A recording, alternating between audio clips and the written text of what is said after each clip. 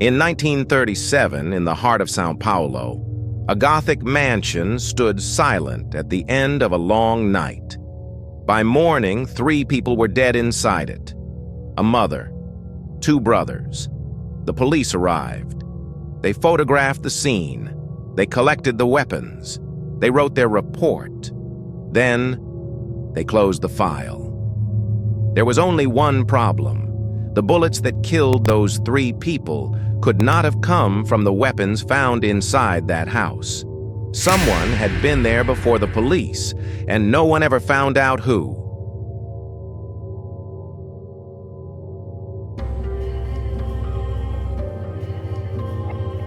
By 1937, São Paulo was the fastest-growing city in South America.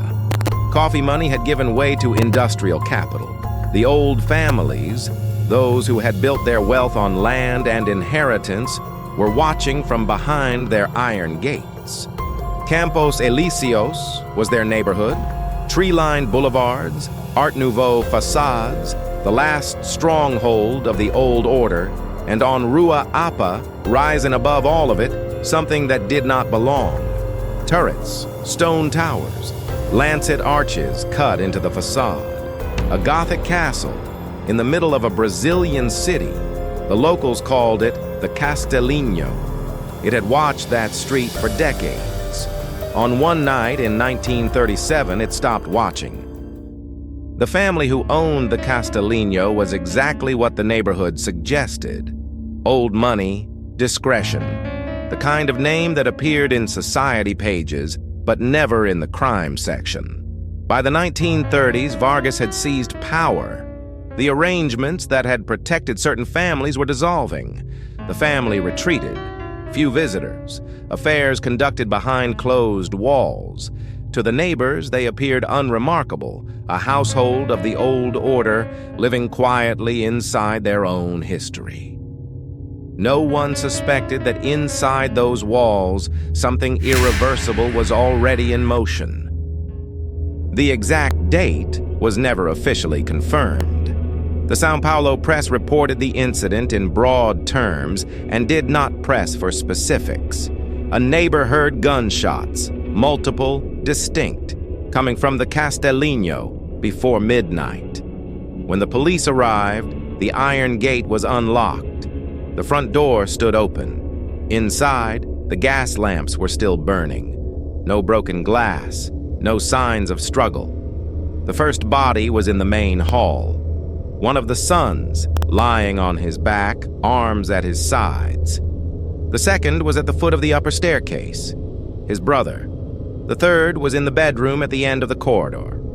The mother, face down, near the window. 3 people, 3 gunshot wounds, 2 revolvers found inside the house. The lead detective formed his conclusion within the hour. He was wrong. São Paulo in 1937 operated under a quiet understanding between institutions and certain kinds of families. The Estado Novo had made clear that political stability required, among other things, a careful management of narratives. Cases involving the old elite were handled with discretion, quickly cataloged, quickly resolved, and returned to the filing cabinet before they could attract the kind of scrutiny that embarrassed anyone useful. The investigation moved accordingly. The scene was cleared within 48 hours. The official report attributed the deaths to a domestic incident, a sequence of shootings within the household, origin unclear, no surviving witnesses, case effectively closed. It was the kind of conclusion designed to end questions rather than answer them. 3 weeks later, a forensic examiner submitted a supplementary technical report that no one had requested. He had spent 2 full working days inside the Castelinho after the official investigation had concluded. Using the body positions documented in the original police photographs, the precise dimensions of each room, and the recovered weapons, he had attempted to reconstruct the trajectory of each of the 3 bullets. His methodology was careful. His documentation was thorough. His conclusion was impossible to dismiss on procedural grounds. What he found was not a complication. It was a contradiction. The wounds did not match the weapons, not because of caliber, not because of range, but because of the one variable the initial investigators had apparently not thought to calculate: the angle. The shots were impossible, not improbable, not disputed. Impossible, in the strict, technical sense of the word. The examiner's reconstruction of the first victim established that the entry angle of the bullet required the weapon to have been discharged from a point elevated well above the victim's head, angled steeply downward. For a standing person to produce that trajectory inside that room, they would have had to be positioned near the ceiling. The ceiling height made that position physically unoccupiable by any human being. The second case arrived at the same conclusion through different evidence. The trajectory placed the muzzle behind the victim and to his left. Yet the examination of both his hands revealed zero trace of gunpowder residue. He had not fired the weapon recovered from beside him, and the architecture of the room, the position of the walls, the furniture, the single doorway, left no space for a shooter to have occupied the required angle and then exited without leaving any evidence of that passage. The third finding was the one the examiner described in his written report as the most difficult to account for: the woman near the window. The wound was at the back of her skull. The weapon attributed to her death was recovered from the floor directly in front of her body. Across the room, approximately 12 feet away, in a direction directly opposite to where the bullet had entered. A bullet does not reverse its direction. Someone had placed that weapon there after she was already dead. The examiner's conclusion was stated without qualification. The weapons recovered from the Castelinho da Rua Apa were not the weapons that killed the 3 people found inside it. The real weapons had been removed from the scene. Replacement weapons had been left in their place. The substitution required access to the house, knowledge of its layout, and sufficient time after the killings to arrange the scene before the police arrived. The substitution had been made with precision.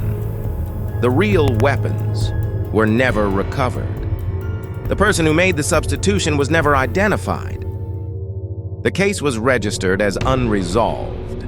It was never formally reopened. 3 theories have circulated since: a hired professional, someone with a key who arranged the substitution and vanished before dawn, a 4th person already inside, known to the family, trusted, who was never named as a suspect.